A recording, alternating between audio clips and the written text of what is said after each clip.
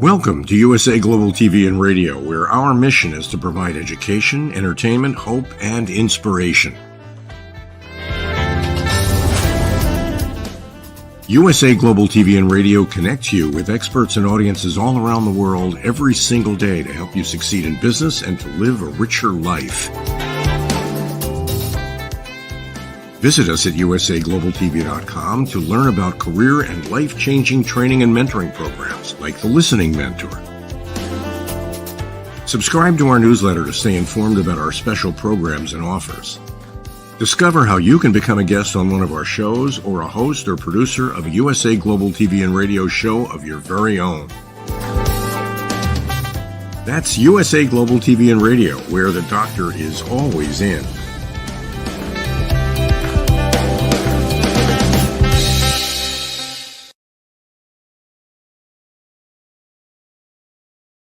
Hello, everyone. Welcome. Hopefully it's welcome home to USA Global TV and Radio. I'm Dr. Jacalyn Kerbeck, and our show today is The Wise Ones. And we are going to be bringing out a very special guest who's joining us from Long Island, New York. Before we do that, let's welcome the star of our show. It's Mr. red.olaughlin.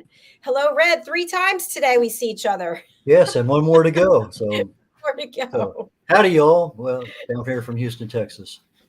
It's good to see you, Red, and you're doing so much in the world to help other people. As I've said a zillion times, and I'll keep saying, you've helped me immeasurably in so many ways, especially with my book publishing and all the book coaching that you've given me. And I just said earlier today, you've got to be sick of me at this point. Congratulations on having your paperback book come out yesterday. Dr. Jacalyn, for those who may not know, has 2 best-selling books as a best-selling author, and then she has another 4 books that are #1 new releases, all children's books.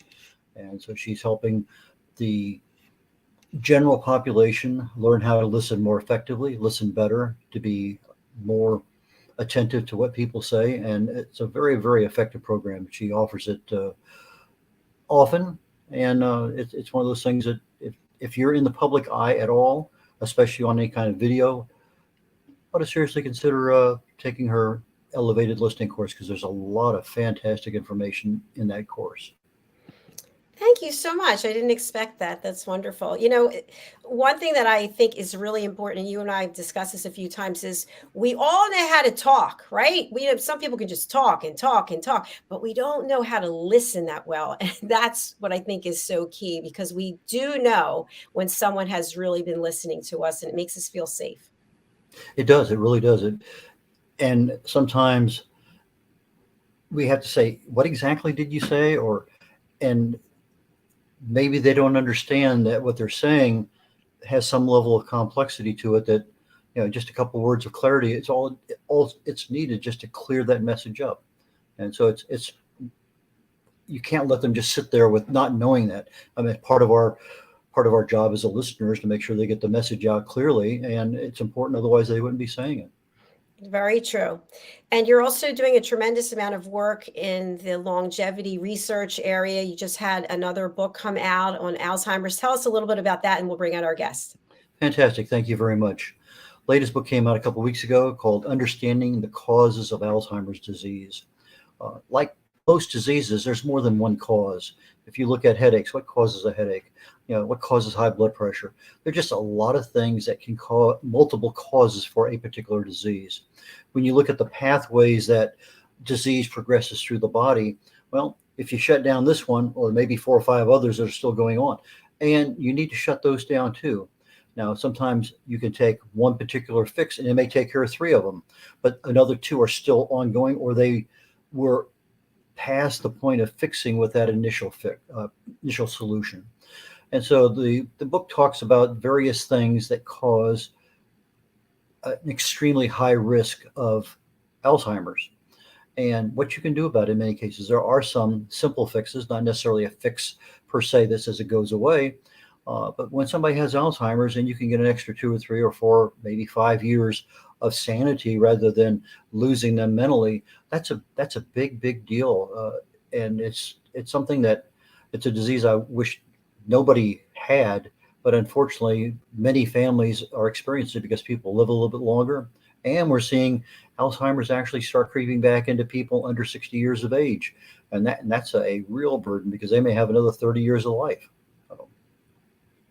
Yeah, absolutely. We could talk about that for hours and hours. I hope people will join into your Talking Heads episode where you are an expert presenter. The show is following this That is in true. And I yeah. have four things I'm talking about today, of which you would not expect any of them to be on longevity and lifestyle. I look forward to watching and producing. So thank you. We have another wonderful guest who has been sent to us by Mickey Mickelson. Thank you, Mickey. We love you. I think that might be the third person today, actually.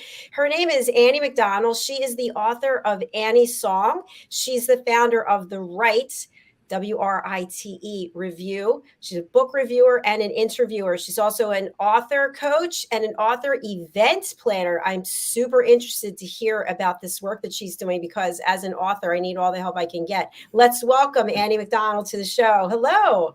Hello. Thank you so much for having me. It's such a pleasure to be here. And I love Mickey too. Thank you for getting me a seat on the show. I'm very honored to be here. Oh, it's our pleasure, especially when you share backstage that you've been interviewing people for 20 years. That's incredible. It started off just in in writing, because I was with Elle Magazine. I didn't interview them for Elle Magazine, but when Elle Magazine stopped putting book reviews in print, I had to start to blog.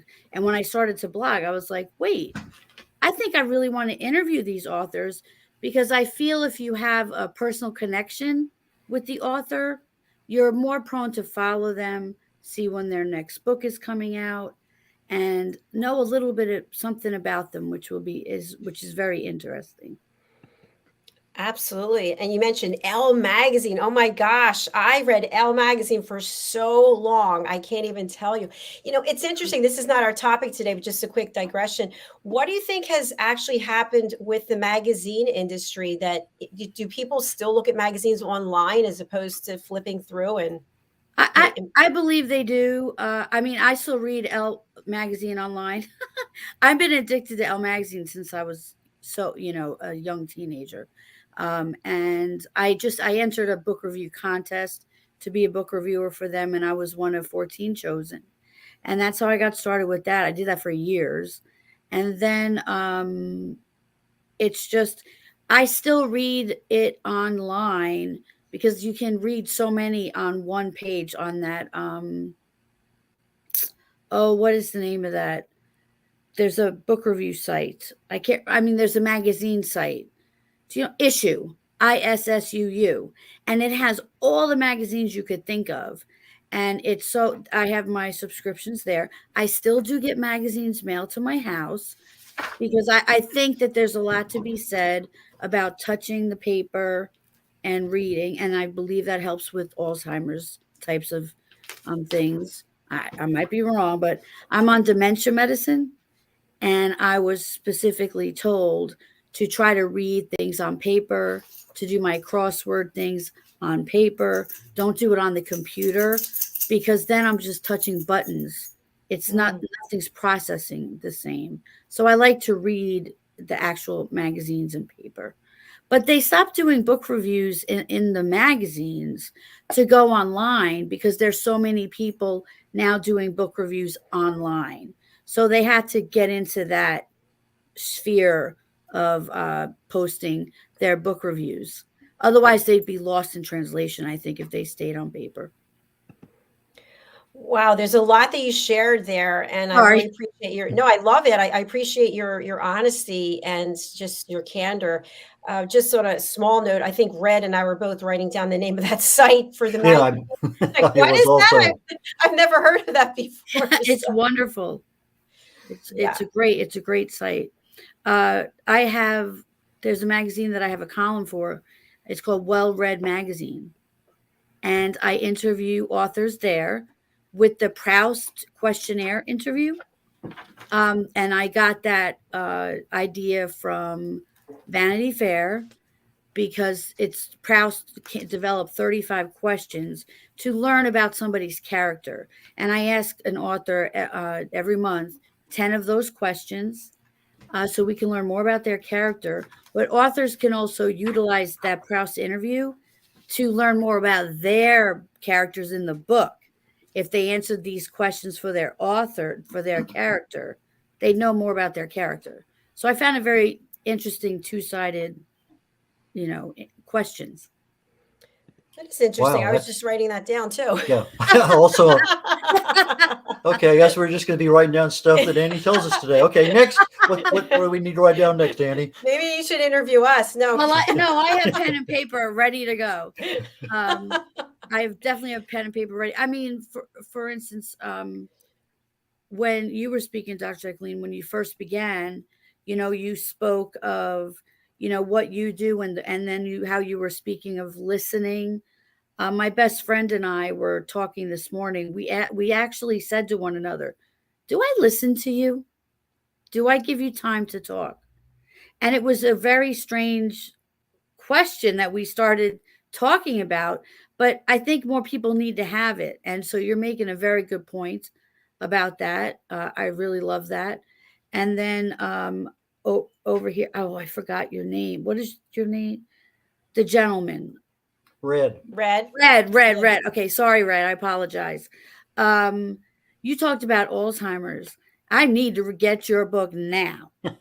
I need your book now because I was recently put on that dementia medicine, and I'm getting tested for early onset Alzheimer's and all of that. It's very scary. It's scary stuff. It's like you said, especially when you're you're young. I'm 53. But I have the end stages of stiff person syndrome. So it is par for the course for what I have. So with everything that you're going through, how do you still put a smile on your face and find the energy and passion to continue interviewing people? Well, I'm going to say that's what brings me light.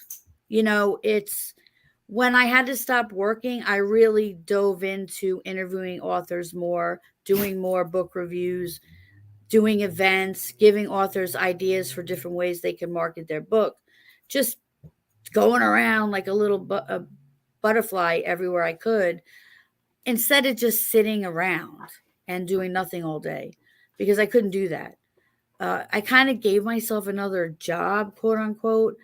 But since I wasn't held to a contract, if I got sick and I had to cancel, I gave people plenty of notice, but I did it for me. It brings me joy. I love it. I love helping see authors thrive. And then one day, I started taking classes in writing for grief writing, and because I was losing the ability to use my body and traumas and stuff. And the next thing you know, a publisher said that she wanted to publish my book. And I said, my essays and poems. And I was like, oh my gosh, now I'm an author. I mean, it's funny. I don't know if you both get this. I doubt you do, but the author imposter syndrome. Mm-hmm. Yeah. And I took a class on that, but 2 years ago, and I wasn't even an author yet. I said, I want to be prepped because I heard that's a real problem. But yeah, I didn't have that problem. And I think it's because I took that class. What did you learn from the class that you could share with our audience? Well, I learned from the class that if you believe you're a writer, you're a writer. You don't have to be published to be a writer. As long as you're sharing it with others, like it's not a journal. If it's something that you're writing and you're sharing with others, if it's published one time in a book, you're an author automatically. I said, what? Because I had a poem published years ago. And then all of a sudden she had us write a poem called I Am a Writer, and all the reasons why you were a writer. And it was like 2 pages long. But we all did that, everyone in the class. And we were all shocked at the fact that we were writers for so many reasons. Like our cup overfloweth, we have so much to share with the world, so many different things. And it gave us like that belief that we can go forth and write that book that we want to write, or that no, I really am an author. I'm selling books. I'm writing books. It was a very rewarding experience. Yeah, Well, thanks for sharing that. I'm Thank thinking you. about it real quick. Life Extension Magazine. They actually still put out the paper one. I've been using it for over 10 years. There's a lot of, I use it as my primary reference one, both online and paper copy. So it might be something if you're not familiar with. There's just a lot of stuff in there, and there's a decent way to go in there and put in keywords and find articles that have been written in the past. Oh, Um, wonderful. Now, on your particular uh, issue there with stiff person syndrome, I've never heard of that. What is exactly Not a is lot of that? people have. I'd like to share that last week they always put me in the hospital for a particular reason. Something's not working right because my brain doesn't communicate with my organs anymore. So the nurse actually went up to the doctor and said, "Oh my gosh, this girl is telling me she has something called stiff person syndrome." And the doctor came over and said, "Nobody would have believed you because it sounds crazy, right? Except she had two patients with it. And that's the only way anyone's ever going to know about it unless we start telling people." So I was this is the book, Andy's song. So I was the second person to write a book with the stiff person syndrome, and some of the proceeds are going there. All of the proceeds are going to a charity. But stiff person syndrome is one person gets it in a million. And what happens is you literally stiffen uh, through spasms that are like cramps, only 10 times as painful. And they can break your bones. Like I had surgeries in my belly and it'll pop, pop, pop, like where like little scar tissue was. It causes a lot of, and I have it end stage because it's in my esophagus area, and there's edema there, so it can close up at any time, and that's how most people with stiff person syndrome pass on, is the choking. It's interesting. I live with a couple while I was going through college for a couple semesters, and he had grand mal seizures, epileptic seizures, often, a couple, 3 times a week. And when he would go stiff, it was unbelievable how, I mean, the guy was very frail, but he was so strong that there was just, you didn't get near him because you could get hurt. Correct. And I can imagine if things start stiffening up on you, if it has anywhere near the same effect that epilepsy does, it's an incredibly strong reaction that most people would never believe it. It, like one time, even at my infusion, they had to close the curtain because nobody could watch. Because it was so bad. It's like, and we say it's like having an epileptic seizure because that's what people know. But like my foot, so I was sitting like this, but my foot went all the way towards the wall, and it's like, how is it doing this? And it hurt terribly, and they couldn't move it back. So it was just like we had to wait. We had to wait till it passed, and it's scary when you have to wait till it passes because, like I said, it breaks. It could break your hip. It could break your knee. Mess with your knees, your feet, and every muscle in between could be torn. None of that has happened to me yet. Thank God above. But my throat is my main issue. How long have you had it? I was officially diagnosed in 2017. Okay. Yeah, and so I think I had it for 2 years prior, because 2015 was when I left work to go out on disability. And they were like, "Oh, she has ALS," because I wasn't able to talk. I was drooling. I couldn't eat. So, but then you go to therapy and they can fix these things. Like you should see what I have to do to be able to speak every day. I have to do exercises with balls. I have to blow into this thing that's so hard to blow into just to get the littlest puff out of it to get our muscles in use. I have to blow a straw into water. When I eat, it's a whole shebang. Chewing it enough, holding it in the mouth for for 3 seconds and then tilting my head and making a hard swallow to try to get it down. Otherwise it'll sit here. And it's just, and sometimes food will just jump to the back of the throat. And I never thought to tell my therapist this. And he's a doctor. And one day I said, it's driving me crazy how the food just keeps going to the back of my throat. He said, why didn't you tell me this was happening? That's a swallow problem. I said, I'm sorry. I thought it was a food jumping down my throat problem. Like I didn't see it as a swallow problem because I wasn't trying to get it down. When you have so many problems with everything, even minor, it's very hard to know what to say when you go into a doctor because you can't hit them with 50 things.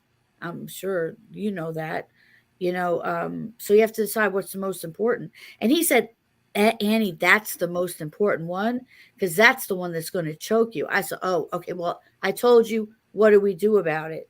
So there's all the rubbing, but I'll get real bad spasms in here and it'll make me clench like this and my throat will close up. And I start thinking of all the people I love. That's all I can do because I think, okay, this is it. But I have a big whiteboard that says, relax as much as possible. Easy breath in and blow air out. Count out loud from 1 to 10 slowly. They said, if you can do that, you're still breathing. Have you get fearful. Have you used emotional freedom techniques, EFT? I have not. I've never even heard of this. Go onto YouTube and type in EFT and Okay. And whether it's swallowing or there's just stress relief, weight loss, time zone changes. But EFT it's a matter of going through a particular mantra that you're tapping various parts of the body, and it aligns your meridians. I've been using it for many years. For me, I find that I have to use it for absolute minimum, 8 minutes for it to be effective. If I just use it for 5, I don't see as much results. But if I get in that 8-10 minute range, then I can actually see some feedback. But stress relief, just a number of things. There's probably somebody out there that has a particular issue that you might be able to find. I'm not sure they're going to have EFT and stiff person syndrome, but EFT and swallowing, EFT and maybe some other, maybe it's a stress issue, maybe it's a muscle relaxation. I'm not sure, but that might be of some value. Thank you. I will, I will look into that. And I did go to a huge seminar on different ways of doing things. And they told us that we did that for a little bit, but I couldn't hold my arms up long enough. But the lady saw me and she said, you can go lower. You don't have to do up here. And it was genius. So thank you for reminding me. Like I said, it's very easy to forget something that can help you because there's so many things. Like I just threw lavender essential oil on me before the show, It's interesting. We had, oh my gosh, I don't want to get her title wrong. She's called the Oil Doctor, and she's, I think, a psychiatrist. Anyway, she specializes in dementia patients, and she has something called the Dementia Institute, and they use essential oils, and essential oils used, certain ones together at certain times, supposedly bring a lot of relief they do to people with Alzheimer's and dementia. So I didn't know that. See? So I'm going to leave with all this homework. I'll find the interview. We've interviewed her a few times. She's in Chicago, and I'll tag you on it. Thank you so much. Yeah. I would really appreciate that.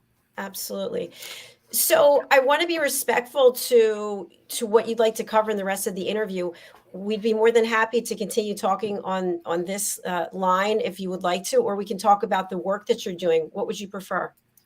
Let's talk about the work I'm doing or why I wrote the book. Because I think that's very interesting. If you don't mind. Please go ahead. So I decided that I was going to publish the book because a lot of it was already written, but it was truly my heart and soul on the paper. like, because I was in a grief writing class.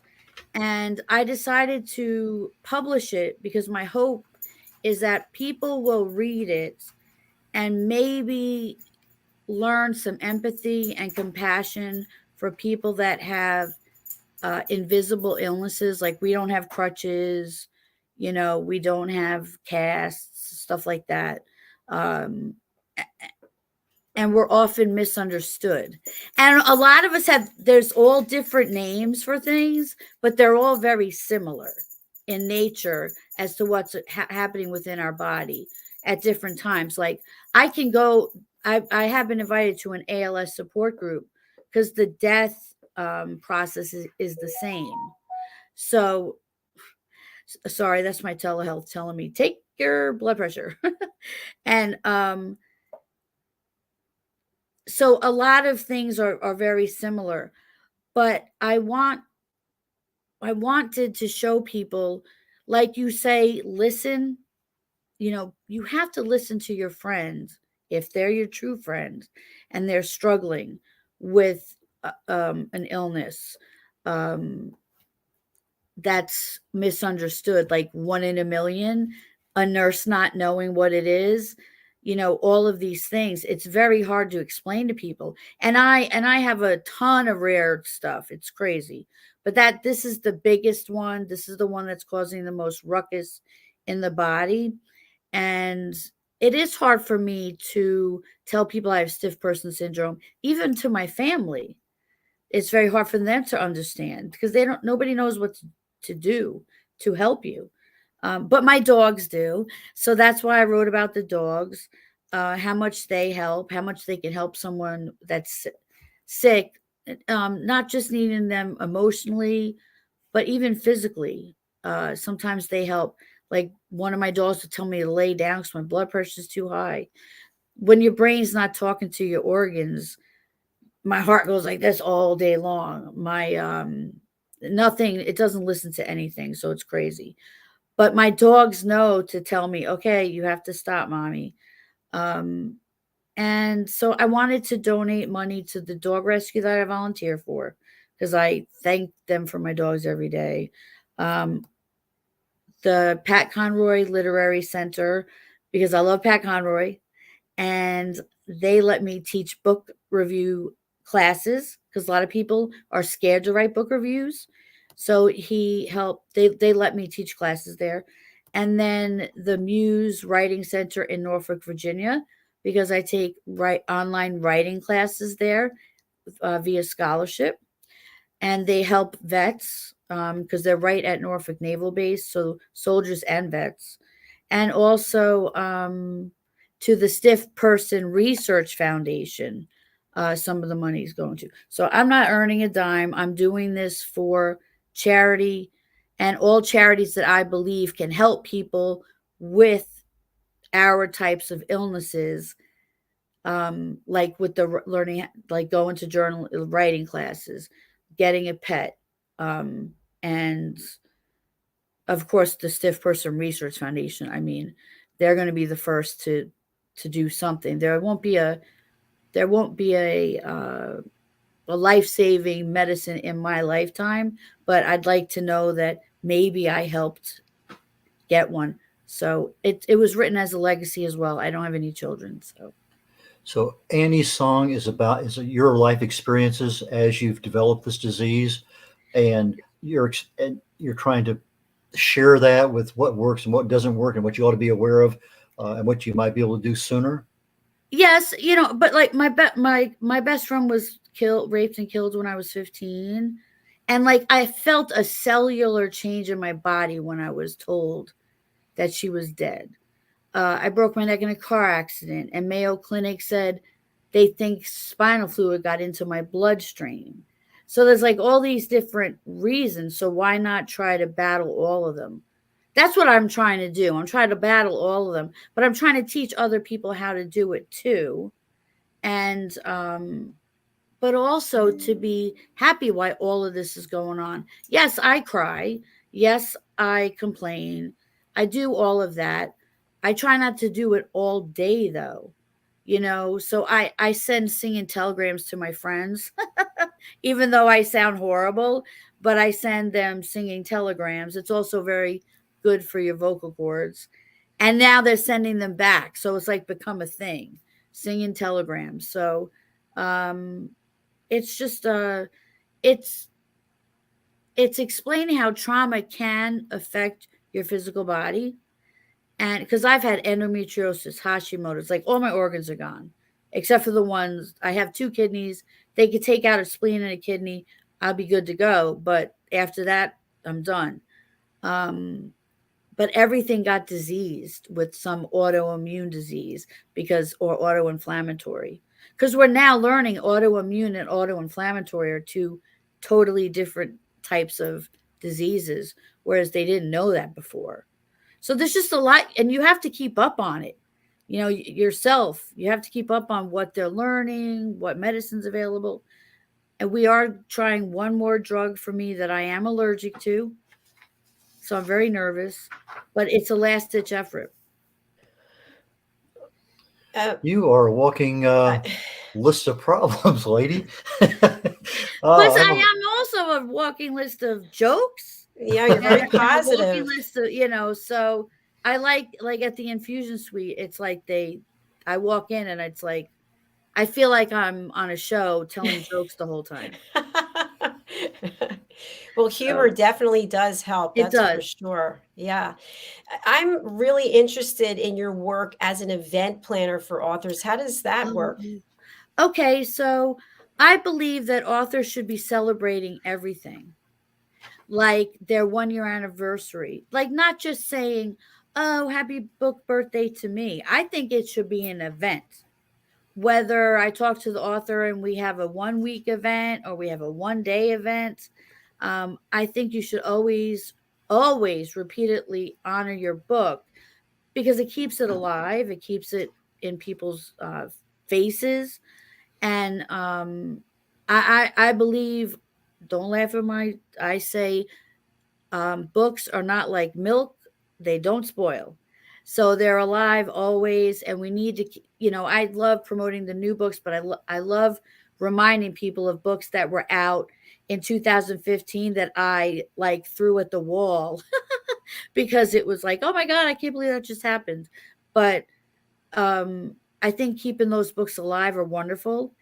And it has, doing things like that has actually had some authors do 6 more books or add a second book and things they weren't going to do until they saw, oh my gosh, people really did like my book. Like it's very rewarding to me when and I also love a show called Author on Author that I have, where an author will say, hook me up with an author. I want to interview with an author. So I find it could even be a thriller author and a historical fiction author. And I'll find the thing that weaves them together. And then they start talking and they start counting how many things they have in common. They're like, oh my God, Annie just made us best friends. And then before you know it, they're touring together, So I think that's pretty cool because I also think cross genre is very important because we learn that we do like other genres that we might not have known. So if I'm weaving historical fiction and thriller, somebody might not have known that they like thriller. That's how I found out I liked horror. I got scared by a cat once. I was like, oh my God, that was the most exhilarating piece of work right there. So what I heard from you is that books are not like milk, but they're more like honey. Yes. I like that. You can have it. Like honey. You now own it. Thank you. I'm in a bar. I'll tag both of us on it. No, I love that. That's really nice. More like honey. I like that. Very good. And I love honey. And I have to have honey all the time. And it sweetens the brain.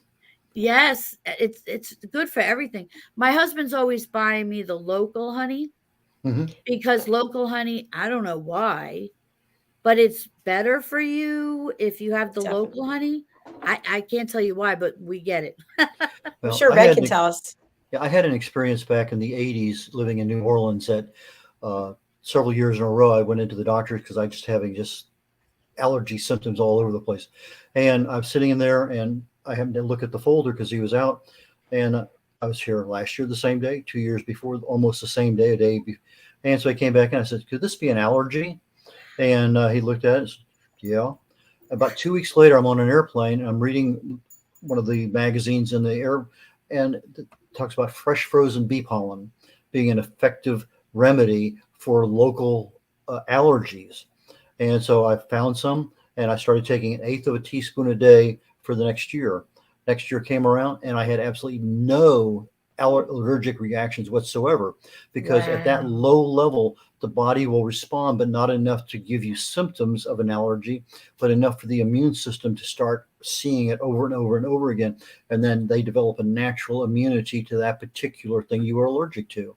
So the Oh, bee honey is probably a much more diluted form, but the fresh frozen bee Mhm. pollen gives you a much stronger level to go in. I don't think you get the same effects with the bee honey. Obviously, Right. honey's good regardless, but if you can find a local place that does the fresh frozen, and I tried, say 3, 6 months, whatever.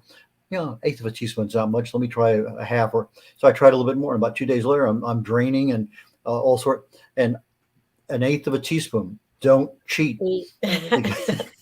Don't go more or less. That's it. Yeah, don't think a little bit more is gonna, because it caught me, I mean, by surprise. So, okay, I'm back religiously to the 8th, and 1 year went by. I think I did it for about 18 months, and never had another problem with anything blooming or growing in New Orleans. Whatever I was allergic to just disappeared. I am leaving with so much information. Can I come back in like a month? Yeah, of course.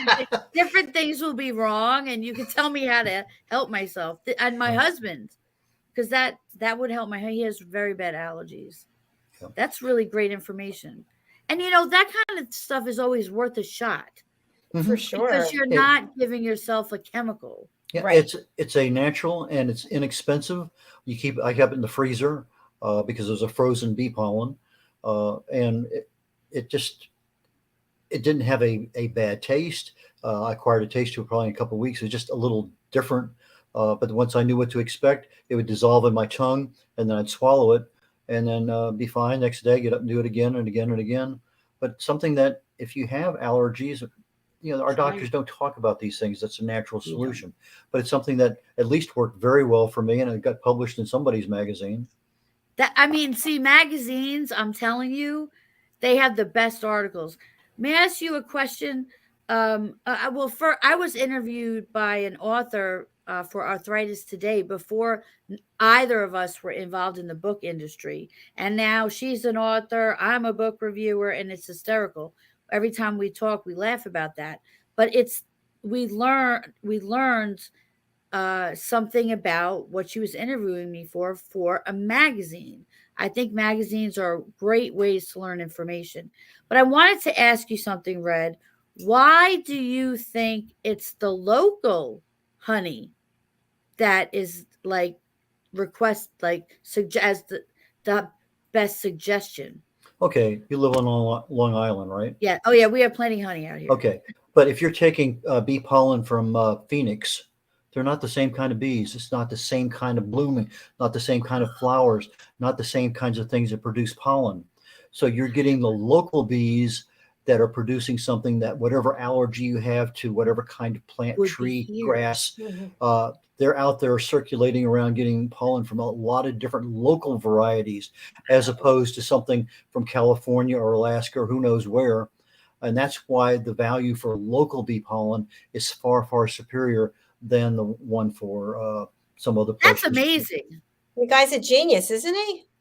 It's Wow. amazing. It really Now, is, and it's also very interesting because you literally can think that, um, it sounds like an easy reason, like, how did mhm. I not think of it? Now you And that's said, what's so, intriguing about that. yeah, you said something about arthritis. You talking about like rheumatoid arthritis or osteoarthritis? Oh, yeah, I started well, my debilitating, stuff started with rheumatoid arthritis. I had endometriosis. I had to have a hysterectomy at 23. Then I got Hashimoto's, then to take out my thyroid. Then I got rheumatoid arthritis. Okay, It just was so one thing after the next. okay, so you have autoimmune disease issues, because the Hashimoto's is autoimmune, so is rheumatoid. Correct. And Now, autoinflammatory and muscular neuro autoinflammatory. now, one thing you might think about is on the rheumatoid arthritis, it's type 2 undenatured chicken collagen. Okay. Undenatured? Undenatured. And you can find it online in pill form. And the rheumatoid arthritis has the same symptoms as osteoarthritis, but different cause. And I found people who have rheumatoid find that particular pill works it takes about 90 days for it to fully saturate the body where they're used to it. But it's something that will, because of the arthritic issue there, you're trying to resolve some of that pain and inflammation. And when the body sees collagen it's never seen before, it reacts with an autoimmune response. And so what you're doing is you're training the body, because the type 2 undenatured chicken collagen resembles human collagen except as a mirror image. So the body sees it day after day after day. 80% of your gut is your immune system. And so over time, you're training your immune system to recognize something. And so that might be something of value for that kind of thing. And another one you might want to write down is called PEA, just P.A. It's palmitoyl ethanolamide, but PEA pain control.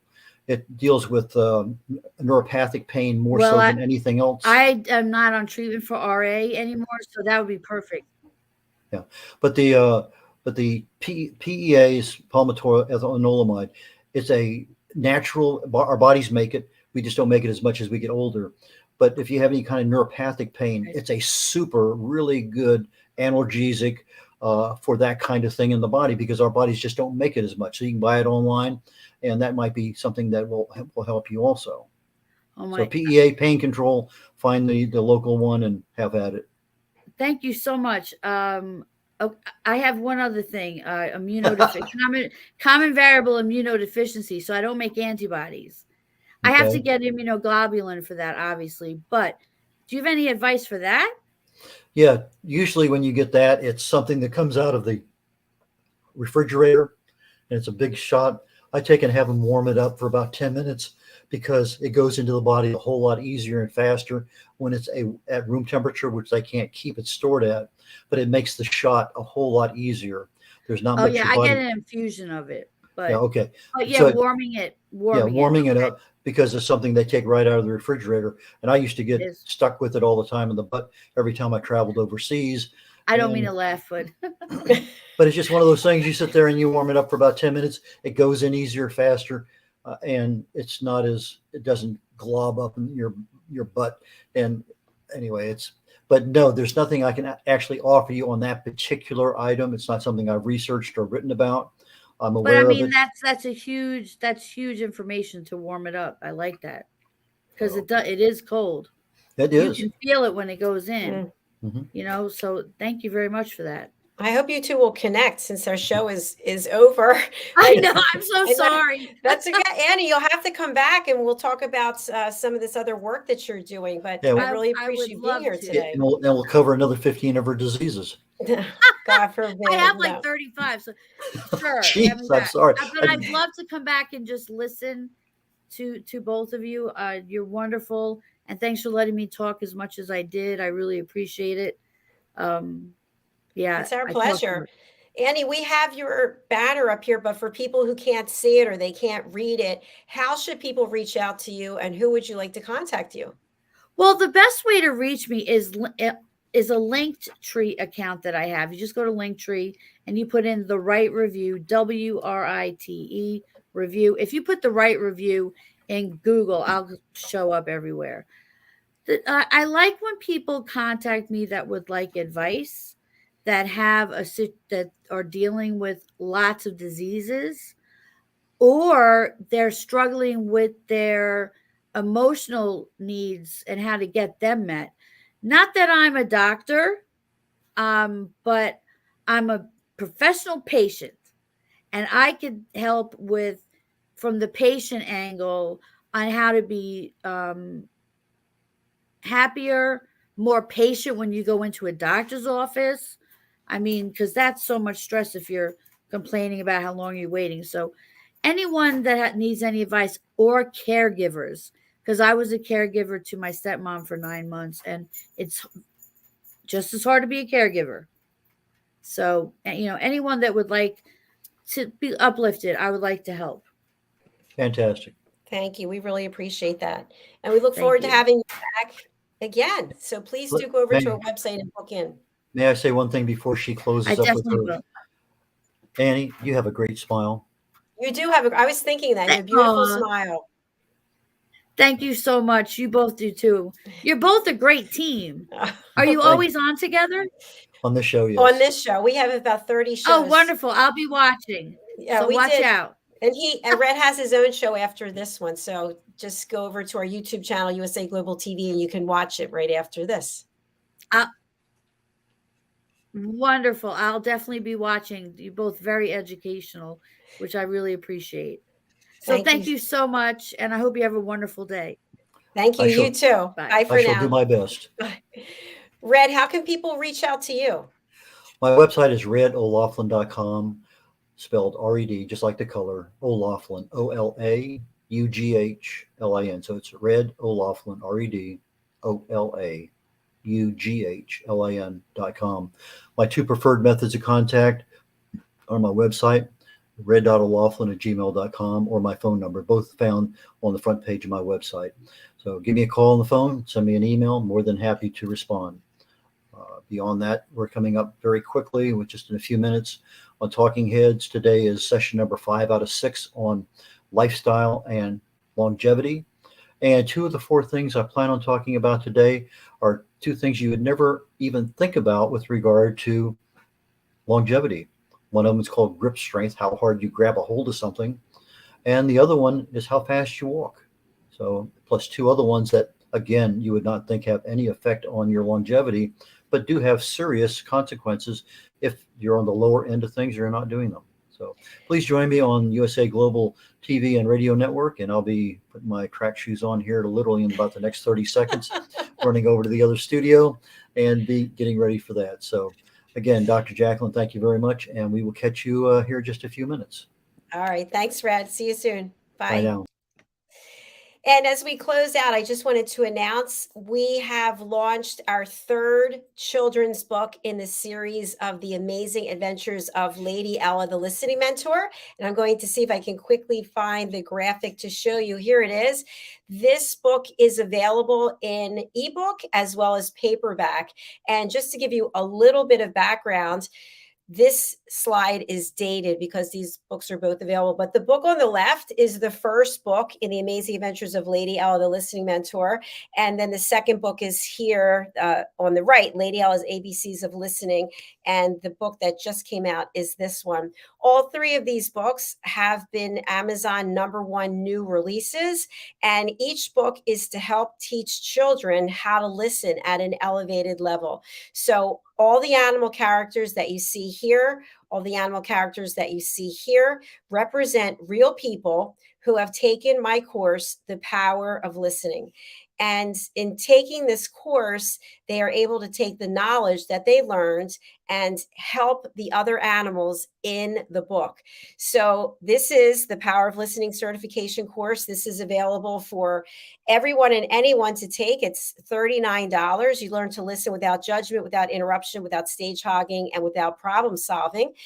And I recommend that if you're interested in having better relationships, more authentic conversations, and deeper connections, that you consider taking this course by going to drjacalyn.thinkific.com. And to purchase any of our books, please go over to Amazon and you can just put in Dr. Jacalyn Kerbeck. I want to acknowledge Mariska Dupria as well as Dr. Madeline Chan, who co-authored this book with me, and of course, Mr. Red O'Laughlin, who is our book coach and editor, as well as publisher. All right, I'm leaving this studio and going over to the other one. I look forward to seeing all of you there for Red's show, Talking Heads. I will be backstage producing. Thank you so much. See you soon.